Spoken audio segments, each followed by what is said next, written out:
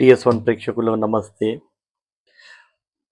హైదరాబాద్ రవీంద్ర భారతిలో జేఎన్జేహెచ్ఎస్కు భూమి స్వాధీనం పత్రాలు అందజేసే కార్యక్రమం ముఖ్య అతిథిగా హాజరైన ముఖ్యమంత్రి రేవంత్ రెడ్డి గారు. హాజరైన మంత్రులు పొన్నం ప్రభాకర్, పొంగులేటి శ్రీనివాసరెడ్డి, ఎంపీలు చామల కిరణ్, అనిల్ కుమార్ యాదవ్, సీఎం సలహాదారు Vemana Narender Reddy, media academy chairman Srinivas Reddy, JHS mayor Vijayalakshmi, journalist సంఘాల నాయకులు, అధికారులు. మంత్రి పొన్నం ప్రభాకర్ చాలా కాలంగా వేచి చూస్తున్న జర్నలిస్ట్ సమస్యల ముగింపు పలికిన ముఖ్యమంత్రి గారికి ధన్యవాదాలు.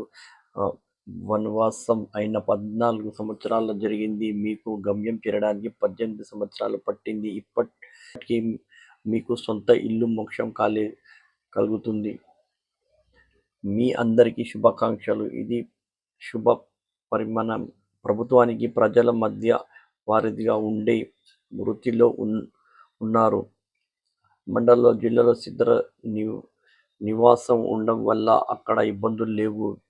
వ్యక్తిపరంగా అన్ని జిల్లాల్లో, పట్టణాల నుండి ఇక్కడికి వచ్చి వృత్తి చేస్తున్నారు. ఇల్లు పెద్ద కళ 18 సంవత్సరాల తర్వాత పరిష్కరించడం జరిగింది. మీకు నెరవేరబోతున్న వేళ ఇద్దరికీ ధన్యవాదాలు చెప్తున్నా. చీఫ్ జస్టిస్ రమణ్ గారు, ముఖ్యమంత్రి రేవంత్ రెడ్డి గారికి ధన్యవాదాలు. గత తెలంగాణ ప్రభుత్వం సమస్యల పరిష్కారం చేయలేకపోయింది. ప్రతిపక్షంలో ఉన్నప్పుడు పీసీసీ చీఫ్గా పార్టీ తరఫున జర్నలిస్టులు ముఖ్యమంత్రి రేవంత్ రెడ్డి హామీ ఇచ్చారు.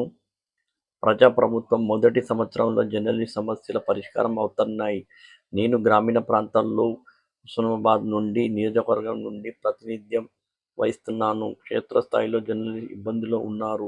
వృత్తిలో నిపుణ్యం ఉండి ఎలాంటి పొరపాటు చేయకుండా ఉండాలంటే ఎక్కడైతే అవసరం ఉండి ఇల్లు ఉంటారో వారందరూ ఏదైనా పద్ధతి ద్వారా మండలాల్లో, జిల్లాల్లో, కేంద్రాల్లో ఇల్లు స్థలాల్లో ఇవ్వాలి. నెదురుమల్లి జనార్దన్ రెడ్డి గారు ముఖ్యమంత్రిగా ఉన్నప్పుడు కరీంనగర్లో ఇల్లు స్థలాలు ఇచ్చారు. రాష్ట్ర వ్యాప్తంగా ప్రభుత్వం చెప్పింది వినాలనుకునే పార్టీ కాదు మాది. మీ అందరి అభిప్రాయాలు తీసుకుంటుంది. గ్రామీణ ప్రాంత జర్నలిస్టుల విషయంలో కూడా సానుకూలంగా వ్యవహరించాలి. ఇల్లు ఓనర్ అవుతున్నందుకు శుభాకాంక్షలు. మీరు ఇల్లు పట్టుకుని త్వరగా గృహ ప్రవేశం జరుపుకోవాలని ఆశిస్తున్నాం. జర్నలిస్టు సమాజానికి చికిత్స చేసే డాక్టర్లు వారి సంక్షేమం కోరుతూ ఇల్లు స్థలాలు కేటాయించాలని అన్నాడు. వైఎస్ఆర్ నిర్ణయం తీసుకున్నారు. ఇల్లు స్థలాల విషయంలో నిర్ణయం తీసుకోవడానికి ఎలాంటి శ్రేయోభిలాషలు లేవు. మీ సమస్య మా ప్రభుత్వం శాశ్వత పరిష్కారం చూస్తుంది. వృత్తిమైన గౌరవాన్ని ఎవరో పెంచరు. అది మనమే పెంచుకోవాలి. ప్రజాభిప్రాయం జర్నలిస్టుల సూచనలో ప్రభుత్వం ముందుకు వెళ్తుంది. వ్యవస్థ నమ్మకం పెంచాలన్నదే మా ప్రభుత్వ విధానం. జర్నలిజం కూడా వ్యవస్థలో ఒక భాగం అన్నాడు. రాజకీయ పార్టీలు సిద్ధాంత బహుజన వ్యక్తం కోసమే పత్రికలు ఏర్పాటు చేసుకునేవి. కానీ ఈ రోజుల్లో ఉన్మాది ధోరణితో వ్యవహరించే పరిస్థితులు దాపురించాయి. కొందరు చేసే పనులతో జర్నలిస్టులందరికీ చెడ్డ పేరు వస్తుంది. కొంతమంది జర్నలిస్టు పదం అర్థాన్నే మార్చేస్తున్నారు. అలాంటి వారిని నిర్ణయించే బాధ్యత మాపై ఉంది. నిజమైన జర్నలిస్ట్ ఎలాంటి నష్టం జరగకుండా చూసుకునే బాధ్యత మా ప్రభుత్వానిది. భాష విషయంలో కొన్ని పత్రికలు గీత దాటుతున్నాయి. ముఖ్యమంత్రి హోదాను అవమానపరిచేలా వ్యవహరిస్తున్నారు. కేవలం రాజకీయ పార్టీలు యజమానులను రక్షించేవారు ప్రాధాన్యత ఇస్తున్నారు. అలాంటి వారిపై తీసుకునే చర్యలు నిజమైన జర్నలిస్టు ఆపాదించుకోవద్దు. నిజమైన జర్నలిస్టు కాపాడుకోవాల్సిన బాధ్యత మీపైనే ఉంది. ఆరోగ్య భద్రతా కార్డులు, అక్రిడిటేషన్, ఇతర సమస్యల శాశ్వత పరిష్కారం కోసం మీడియా అకాడమీ కొత్త విధానాలు తయారు చేయాలని ఆదేశిస్తున్నా.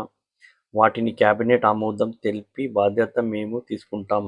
తెలంగాణ టూరిజం, ఎనర్జీ, స్పోర్ట్స్ పాలసీలు లేవు. గత 10 ఏళ్లుగా తెలంగాణ అస్సలు పాలసీలు లేవు. మీలో ఒకరమే. మీ సమస్యలు పరిష్కరించే బాధ్యత మాదే. Media academy special development fund నుంచి 10 కోట్లు ఇస్తున్న ఇల్లు స్థల విషయంలో ఎవరూ ఆందోళన చెందొద్దు. అర్హులైన వారికి ఫ్యూచర్ సిటీలో భాగస్వామ్యం చేస్తాం. 4th సిటీలో ఫ్యూచర్ సిటీ నిర్మాణంలో మనందరం భాగస్వాములు అవుదాం.